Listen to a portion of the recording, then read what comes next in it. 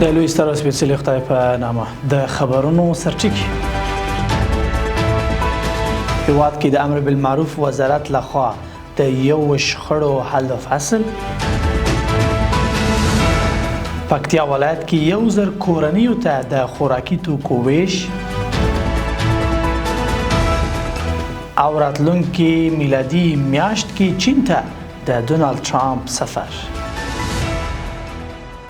د لوی مهربان خدای په سپېڅلي نامه درنو سلام درنو از خبرون ته شراغلاس نن شنبه در روان کال د کپ دومه نشته زازیم د بشپړ خبرونه دي. د امر بالمعروف نهی عن المنکر او شکایتونو اوریدلو وزارت وایي چې د دې وزارت مسؤلینو په بلخ، سمنګان، ننګرهار، بادغیس، بامیان، بدخشان، زابل او تخار ولایتونو کې یو شخړې او دښمنۍ حل فصل کړي دي. دغه وزارت زیاتوي چې دغه شخړې او دښمنۍ د کورنۍ اختلافاتو، قومي نندریو، د میراث اړوند مسایل او د ټولنیزو غلط فهمیو له امله رامنځته شوي.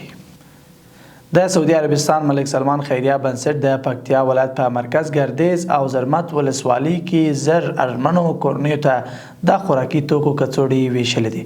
کابل کې د سعودي سفارت وایي چې یا د مرسته د افغانستان لپاره د 2025 تر 2026 زیږدیز کلونو د خوړو خوندیتوب او بهرني مرستو پروژو په چوکاټ کې ویشل شوي دي. د امر بالمعروف نهی عن المنکر او شکایتونو اوریدلو وزارت وایي چې متسبینو د سمنګان ولایت په مرکز کې 3 ښځې له ظلم او کورنۍ تاوتریخوالي ژغورلې دي. د دې وزارت په وینا دغه ښځې له کلونو راهیسې له خپلو شرعي حقونو بې برخې وي.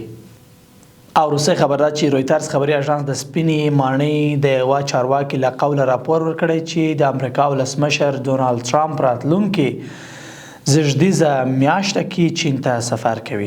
راپور کې راغلی چې ټرامپ به د دې سفر پر مهال د چین له ولسمشر شي جینګ پینګ سره او د سوداګریزو وربند د غځېدو او د دواړو هیوادونو ترمنځ د تعرفو د زیاتوالي د مخنیوي په تړاو خبرې وکړي. د راپور له مخې ټاکل شوي چې دغه سفر د مارچ له 11 څخه تر اپریل ته 2 نیټې پورې ترسره شي. دغه سفر داسې مهال ترسره کیږي چې د امریکا سترې محکمې پر وارداتي توکو د ټرامپ پراخه تعرفي غیر قانوني اعلان کړی ده. قدرمنونکو له عملتیا مو مننه. دا و د نن ورځې لنډ خبرونه. تر بیا ښه وخته او ښې چارې.